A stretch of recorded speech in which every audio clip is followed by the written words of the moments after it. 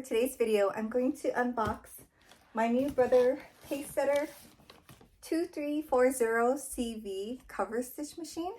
And I bought this one off of eBay and I couldn't resist. It was a really good price. So I bought it from an eBay seller, I think called Red Tag Camera. And I got it for $374, which is actually a really good price for this machine. It says it's brand new, so hopefully it is. And it seems like they had a lot. So it wasn't just like a seller that had like some random cover stitch machine. They have, at least when I just checked right before I filmed this, they had 6 more left. So I guess I don't know why I feel like I could trust them more, because they had more of these machines in stock. Yeah, so this is how it came. I'm going to do an unboxing, a quick demo. I have never worked with a cover stitch machine before, so I just want to go ahead and try it, and then maybe later on we'll do like some troubleshooting or how to thread it and all that stuff. So this is how it came. The box, it was not damaged, but it's like a little bit beat up. And I did open it just to make sure it was in here. And sorry, I just came from baseball, so I'm a little sweaty and dirty, but I want to open this up and try it because this eBay seller has 30-day money like exchanges. So if I put this off too long and something happens, then you know I'm going to be out of luck. So we're going to unbox this, set it up really quick, and then do a quick demo. So what is in the box is the instructions.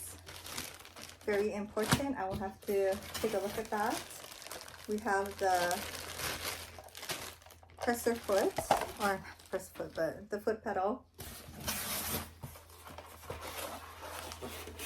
We have some of the spool threads, tweezers, the little screwdriver, and then cleaning brush in here. And I guess the cover. This is, you keep this. And then the machine.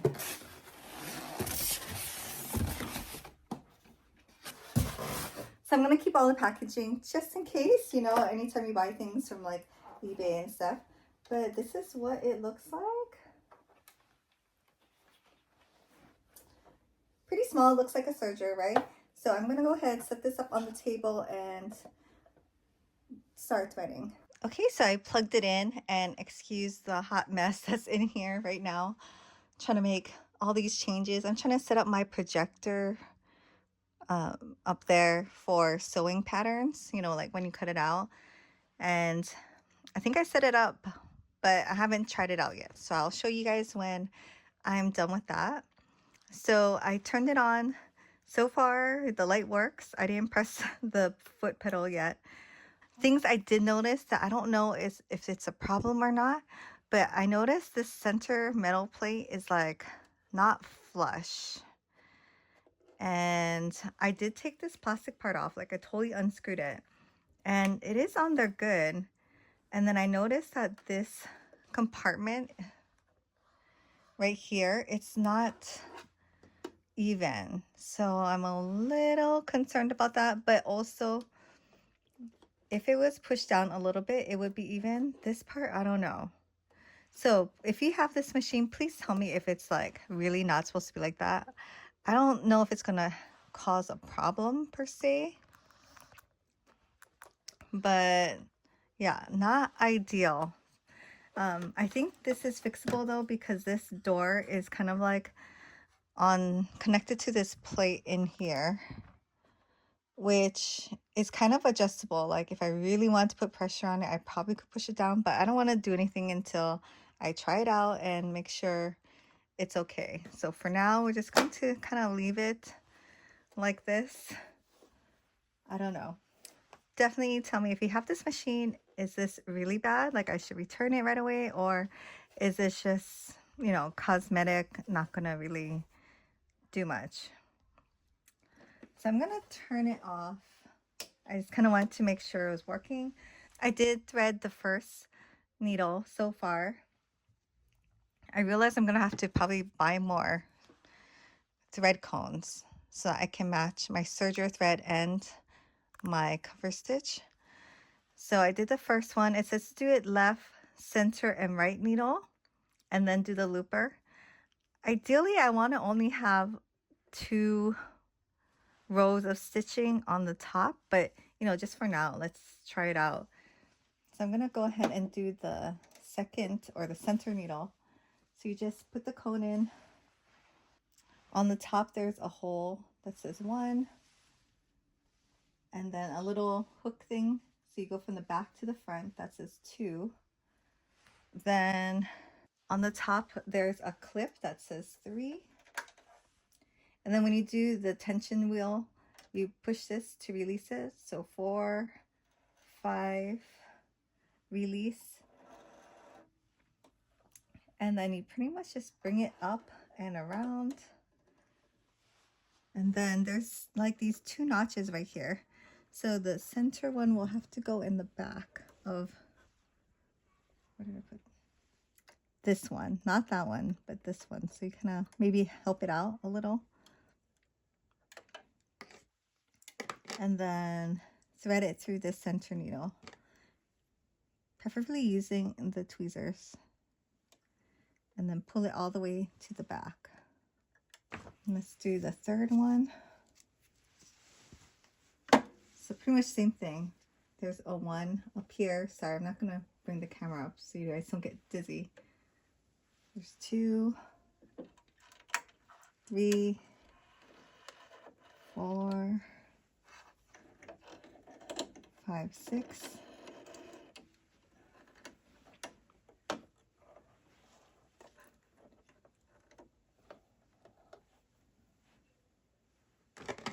And then thread it in the right needle.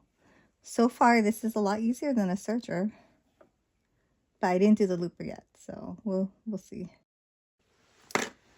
Okay, so now for the looper, same thing. I'm gonna go from the top. 1, 2. This one has a little threading hole on the top right here. So I'm pretty sure you just go through here, then go in the clip,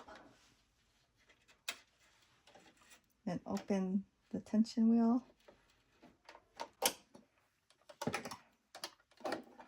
We're going to open the bottom, and then it has a diagram. We'll just follow along. So 6 goes under, then around this tiny little wire. 7,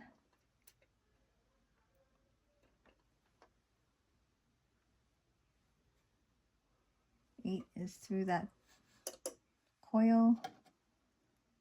9 is, oh, I gotta pass it through 9.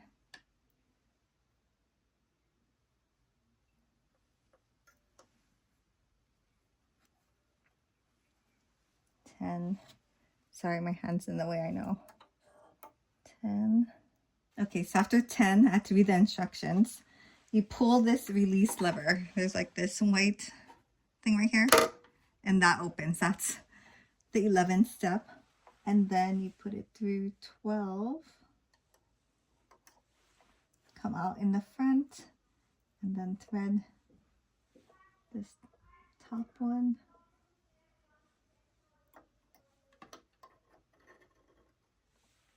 And then pull it to the back. And I guess you gotta close it. Okay, that was pretty simple. Let's try it out, I guess.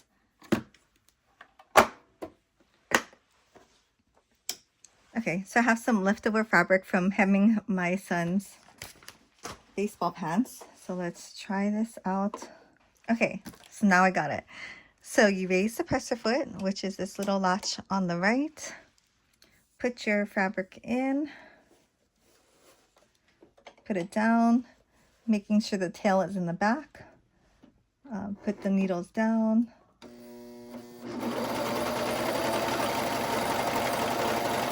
And when you're done, make sure the needles are all the way up.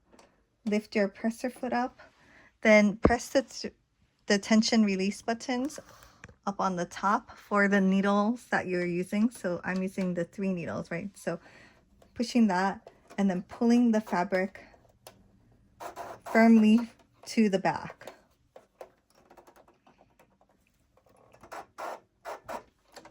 And then we're going to cut it.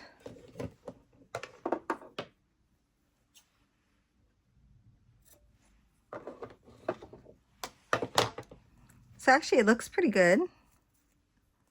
The loops are really nice. I think I am going to change it to a 2-needle cover stitch. Maybe take out the middle one. Just because I don't know. 3 is a lot. And my threads don't match. This is like a beige gray and this is a regular gray. But yeah, other than that, it's working. Some of these threads, there's more than 4 threads definitely coming out of here. So some of these are trash. Yeah, so I'm just glad it's working and I can figure out the details in a little bit, like as I use it. I guess I'm not that concerned. It didn't really matter when I was sewing this that it was like uneven over here, because when you do press it, it does go down. So it's not like gonna, I don't know, pull it some weird way. So yeah, this is the machine, and I'll let you know how it goes as I sew different projects. But for me, a cover stitch machine I think is a worthwhile investment. If you are choosing between a serger and a cover stitch, definitely get a serger first. That you can use for wovens, for knits, and so many different kind of projects. A cover stitch is more for hemming knit fabric, and it is very nice. It creates that professional look and it's stretchy and strong. But yeah, it's mainly for hemming knits. And for me, I think it's worth it just because I want to sew athletic wear, because that's what I wear like 90% of the time. And the twin needle wasn't quite cutting it. Like, it works pretty good and it looks nice. But when you're starting to sew like garments you're going to wear, sometimes, see, I don't know. I'm not a twin needle expert, so I don't know how to play with the tensions and everything to get it exactly right for the material.